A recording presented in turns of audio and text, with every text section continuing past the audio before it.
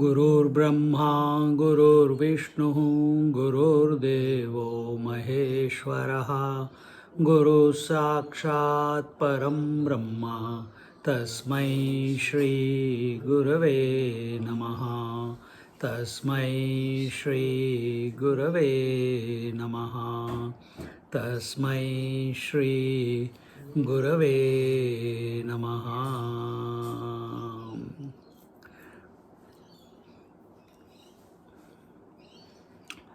It's a very funny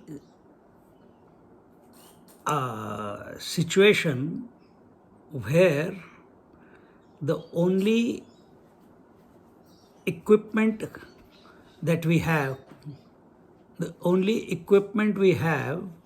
is our senses, our mind, our intellect, which are all contained within this body. It seems that way. And with these equipments, we have to know the self, asking, who am I? And who is this self? This self is that which is neither the body, nor the senses, nor the mind, nor the intellect. This is our situation. How do we come to know that who we are? Through this equipment. The intellect is, Jnaneshwar Maharaj says, the intellect is expert in knowing things, but it can never come to know the Atma Vastu. It can never come to know the Atma. How can something which is inert, how can something which is coming and going, how can something which is surviving on convictions, concepts, come to know that which is beyond concepts, that which is transcendental? So, intellect has no entry into the Atma Tattva. It is impossible. And so also the mind. What is mind? Mind is fickle thoughts, just thoughts coming and going, unwanted. So those thoughts which are decisive, are conclusive to some extent, they get categorized as intellect. And the other thoughts are in the mind. Aa raha hai, ja raha hai, ayaram, gayaram. So neither the intellect is qualified to know the truth, the Atma Tattva, nor the mind. And so also our big problem is that we want to use our senses also. The sense organs also continuously, their field of engagement is seeing, hearing, touching, feeling, tasting, smelling, continuously outside. You put the data off, they got nothing to observe. They got nothing to illuminate. They got nothing to cognize. Or, not cognize, illuminate. And therefore, the senses are grosser in their approach to the, in their functioning. Mind is subtler. Intellect is even subtler. But the self is far, far, far more subtler. Intellect is one per person. Mind is one per person. Senses are one per person. Atma is one without a second. It is not one per person. It is the one. How can that which is so limited, how can that which is so constrained in its pervasiveness, how can it come to know that which is all pervasive. And in this manner, we have, here it was told last week we saw, we are just contemplating on that. How can anything grasp that which has swallowed the nothingness along with its contents? Last week we left it at this point. We just contemplate a little bit. That what is nothingness? What is that absence? We told you last week, the absence or the nothingness, the space is appearing to us at three levels. One is technical names, one is the bhutakash, second is the chittakash, and the third is the chidakash. Bhutakash is this outside space in the waking world that we see, in which the whole universe is contained. That is the space. How do you know the space? How do you know spaces? You only know some object. This is one object, this is one object. You don't know if is there something in between that you say, no, there is nothing there. Is nothing an object?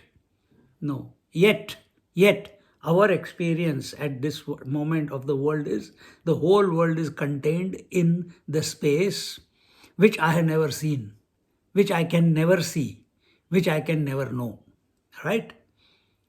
How do you know spaces? Only by thought.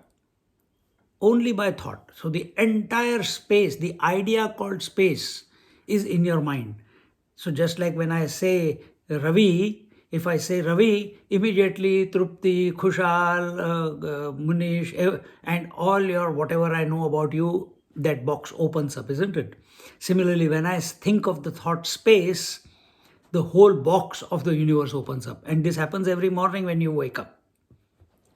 So, where is space? Only in your mind. When you come to recognize this, you come into the chittakash. Chittakash is the mental space. In mental space, what is there in mental space? You can say there is thoughts coming and going, but another mental space, the whole dream world is in the mental space. All the objects that you see in this world, plus even more fantastic computations and combinations, you see them in the dream also. And that dream with all the variety is existing somewhere. And what is that place? That is called the chittakash, the mental space. Or if you don't want to go into that, you can just, because there's too much variety and it can get confusing, you can come to this point that the space is a thought in the mind, therefore mind is more pervasive than the gross space or the outside space, because that whole space as a thought is contained within my mind. Now, can the mind function by itself? Can the mind function by itself? Or is there something in the presence of which the mind is able to function?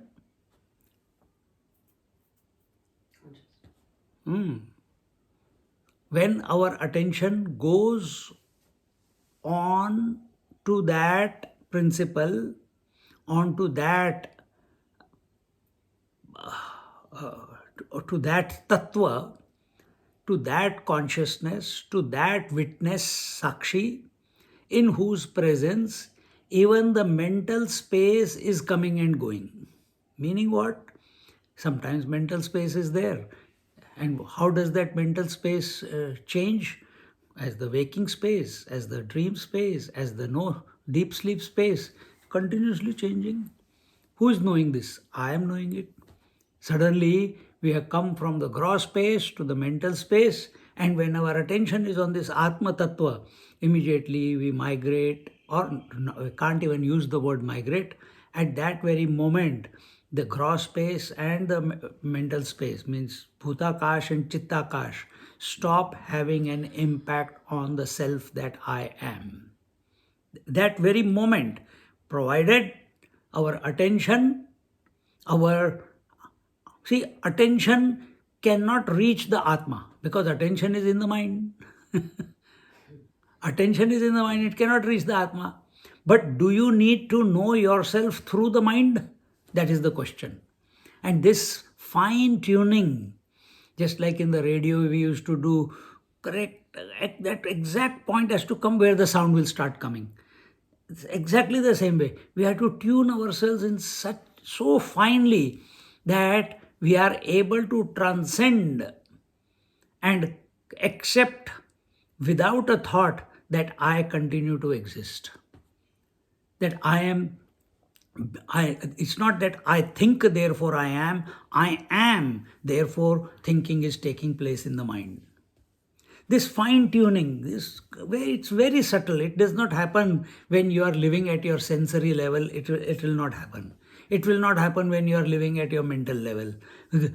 Touch me not, reactionary, controlling freak, possessive, kama, krodha, lobha, moha, mada, matsarya, attachments. All these things, all these type of traits uh, are not a qualification for the fine tuning that is required to be the Atma, not to come to know the Atma, to be the Atma, to be the Atma Tattva. But as I said in the beginning of the satsang, that the only faculty we have is our mind and intellect and our senses. Right now, you are listening. How are you listening? Through your ears. But can ears listen? No, they are inert. Then who's listening? Mind. Can mind listen?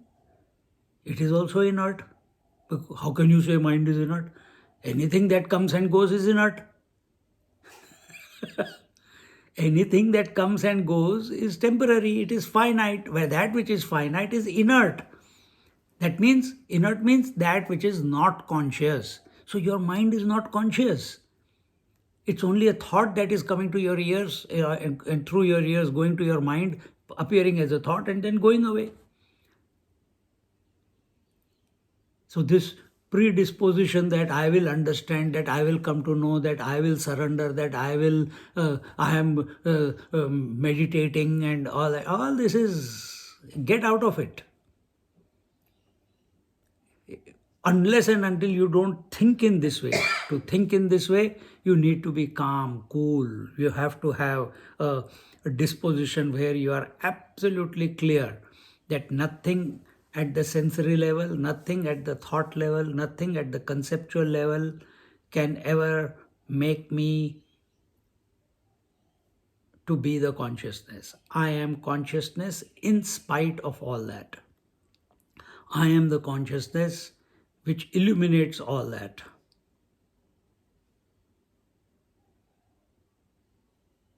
In fact, consciousness is that which itself, as if, swallows not only the chittakash but also the bhutakash. Both the spaces it swallows and then it vomits it out. You cannot say that this world is real and Atma is, this world is real and Atma is also real. No, there can be only one reality. If Atma is the reality, the self is the reality, then what is the status of the world? Whether it is the gross world, the bhutakash, or the mental world, which is the chittakash, they are null and void. They have got no place. They are only a figment of imagination of our mind. They are just a projection of our mind. They are existing in their own absence, just like the dream is existing in its own absence. So what do we give reality to? Do we give reality to this world, or do we give reality to ourselves, the Atma that we are? When we give reality to the Atma that we are and keep contemplating, we have the faculty of thinking, keep thinking about it to the exclusion of everything else. Keep fine-tuning yourself, keep refining yourself. A moment comes on the seat of meditation or wherever you are, don't do it while driving, wherever you are, that suddenly you find yourself to Be the witnessing consciousness.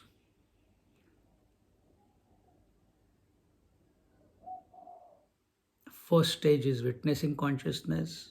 Witnessing consciousness is that consciousness which is unaffected by what it is illuminating. And thereafter, the next stage is, these two stages are imaginary, but people experience depending upon how you contemplate. The other is consciousness is all that there is. When I am the witness, I am the sakshi, and I'm not disturbed by the world, this only leads to nirvikalpa samadhi. But when I accept myself as the Atma Tattva, the pure consciousness, which is one without a second, then every thought, every concept, every idea, every vision, every knowledge that is perceived by our senses, every object of the world in the mental world or in the gross world, Chittakash and Bhutakash, everything becomes divinized. They are just an expression of the divine. When that happens, then such a Mahatma is just, he is not living life then as we live life. Then his life is a Leela. No purpose. Divine playing with the divine. And that is the truth of our being. But when we segregate the self from the world and take the world to be more real than the self, then all the complications begin.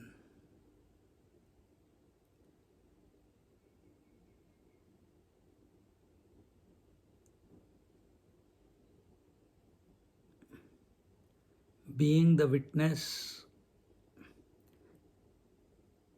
it happens only by grace when the right conditions come about. The revelation.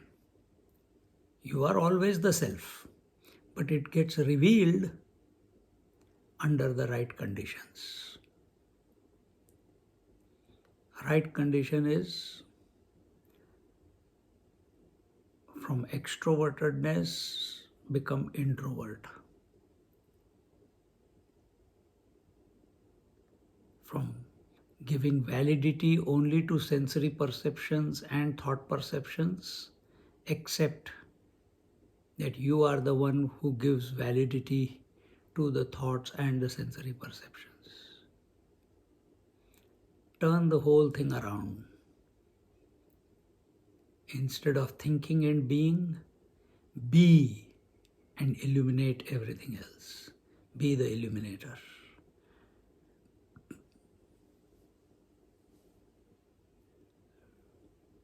Again and again, take that position.